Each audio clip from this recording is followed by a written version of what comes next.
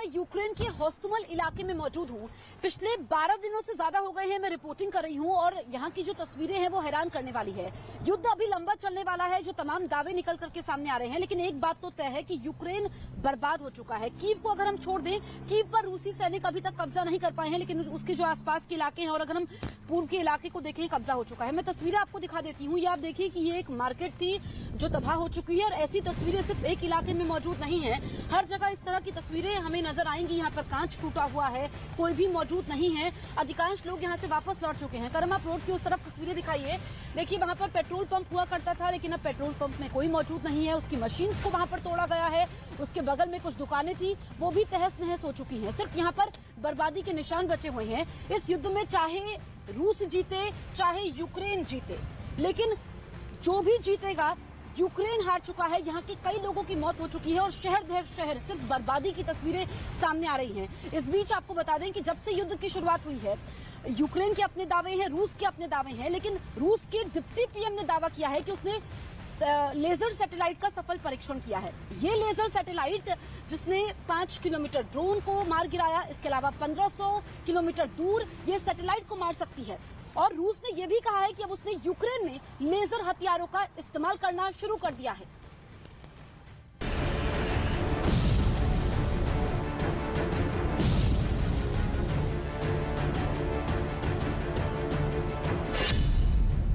Drone को हवा में तबाह करने वाला लेजर वेपन आ गया।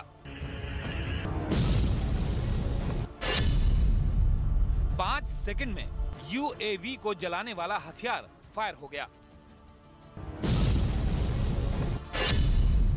सैटेलाइट को अंधा बनाने वाला रूस का हथियार लॉन्च।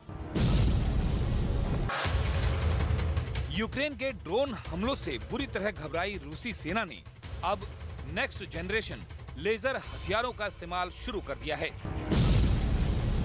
खुद रूसी सेना ने बताया कि वो शक्तिशाली लेजर हथियारों से दुश्मनों के ड्रोन को गिरा रही है।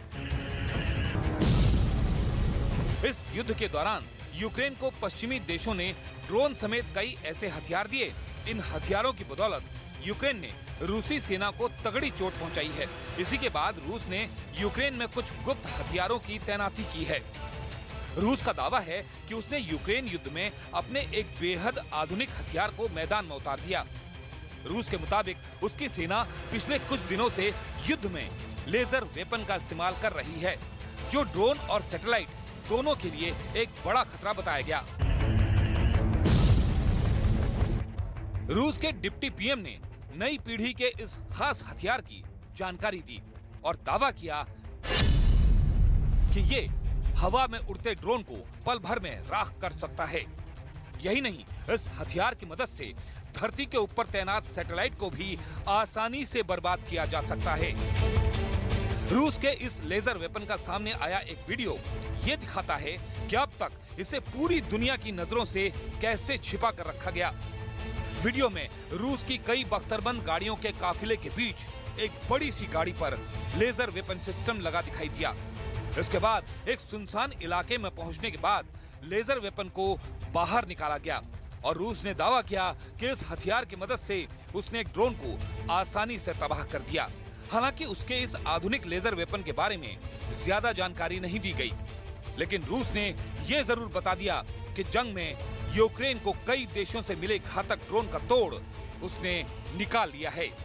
यानी अमेरिका के दिए स्विच ब्लेड और फिनिक्स घोस्ट ड्रोन का शिकारी पुतिन की सेना के पास आ गया, क्योंकि यूक्रेन के साथ इतनी लंबी खिंची जंग में रूस के लिए ड्रोन ही सबसे बड़ी मुसीबत साबित हुए। रूस के टैंकों के परखच्चे उड़ा देने वाले ड्रोन रूसी सेना के लिए किसी सिरदर्द से कम नहीं रहे और अब रूस की सेना को ऐसे हथियार